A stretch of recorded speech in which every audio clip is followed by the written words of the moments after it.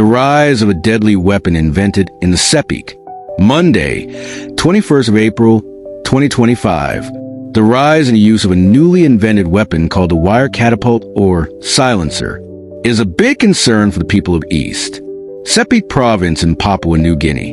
The Wire-Catapult, which the locals call the silencer, was invented by the people from the Sepik River for fishing purposes, but is now being used as a weapon to attack human beings.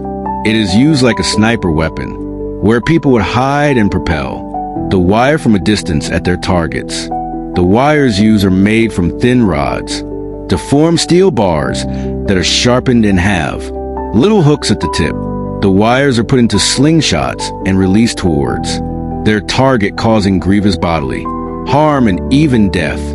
Those practicing this criminal act are mainly used under the influence of homebrew and other drugs. He said they are not only attacking their enemies, but even innocent people for no reason at all. In an interview with the surgeon for the East Sepik Health Authority, Dr. Masin, he said that the use of Wire-Catapult is very dangerous and has contributed to the increase of emergency surgical cases according to the 2021 to 2025 statistics in the East Sepik Province. The standard of a surgical ward is to operate on more elective cases like people with cancer and tumors that are growing in them or some other pathologies than emergency cases. However, in East Sepik Province, we have more emergency cases.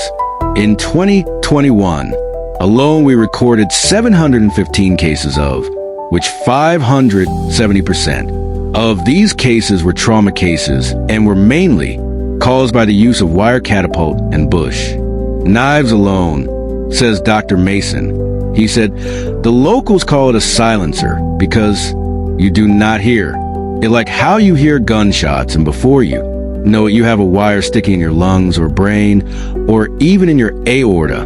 The wires are sharpened and designed in a way that is difficult to remove once penetrated through the human body, as it has 2 to 6 hooks at the edge of it and cannot be pulled back. It is difficult for people, as well as the surgeons in the operating theater, to remove the wires from a person's body because the hooks are attached to the underlying tissues.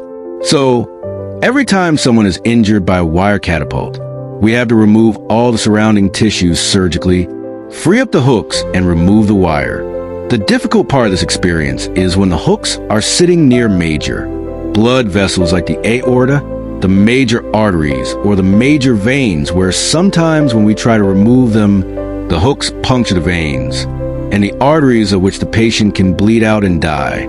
I recently lost a patient that was shot on his aorta, and when I removed the wire, he bled out on me and died on the operation table.